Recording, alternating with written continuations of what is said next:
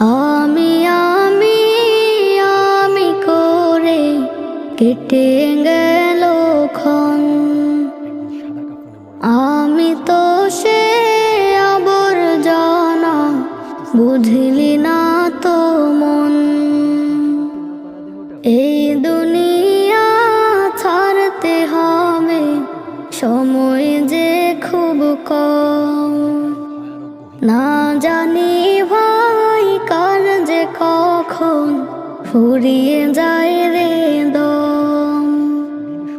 এই দুনিয়া ছাড়তে হবে, সময় যে খুব কম। না জানি ভাই কার যে কখন ফুরিয়ে যায় রে দম।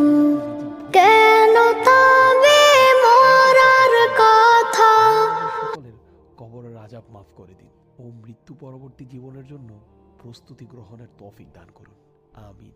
যেমন ভাবে আল্লাহ রাব্বুল আলামিন বলেছেন, ইয়া আইয়ুহাল্লাযীনা আমানু, হে মুমিনগণ, লা তুলহিকুম আমওয়ালুকুম ওয়ালা আওলাদুকুম আন যিকরিল্লাহ, তোমাদের ধন সম্পদ এবং সন্তান সন্ততি তোমাদের যেন আল্লাহর স্মরণ থেকে গাফেল না রাখে। ওয়া মান ইয়াফআল যালিকা ফাউলাইকা হুমুল খাসিরুন, আর যারা এই কারণে গাফেল হয় তারাই তো ক্ষতিগ্রস্ত। ওয়াআফিকু মিম্মা রাযাকনাকুম মিন ক্বাবলি আন ইয়াতিয়া আহাদাকুমুল মাউত, এবং আমার দেওয়া রিজিক থেকে তোমরা মৃত্যু আসার আগেই ব্যয় করো। ফায়াকুলু রাব্বি লাউলা আখারতানি ইলা আজালিন করিবিন ফাআসাদদাক ওয়া আকুম মিনাস সালিহিন, অন্যথায় সে বলবে, হে আমার রব, আমায় আর কিছুদিন অবকাশ দিলেন না কেন, তাহলে তো আমি সদকা করতাম এবং সৎকর্মীদের অন্তর্ভুক্ত হয়ে যেতাম। ওয়ালাই ইউআখিরাল্লাহু নাফসান ইযা জাআ আজালুহা, প্রত্যেক ব্যক্তির যখন নির্ধারিত সময় উপস্থিত হয়ে যাবে তখন আল্লাহ কাউকেই অবকাশ দিবেন না। ওয়াল্লাহু খাবীরুম বিমা তা'মালুন, তোমরা যা কিছু করো আল্লাহ সব বিষয়ে খবর রাখেন।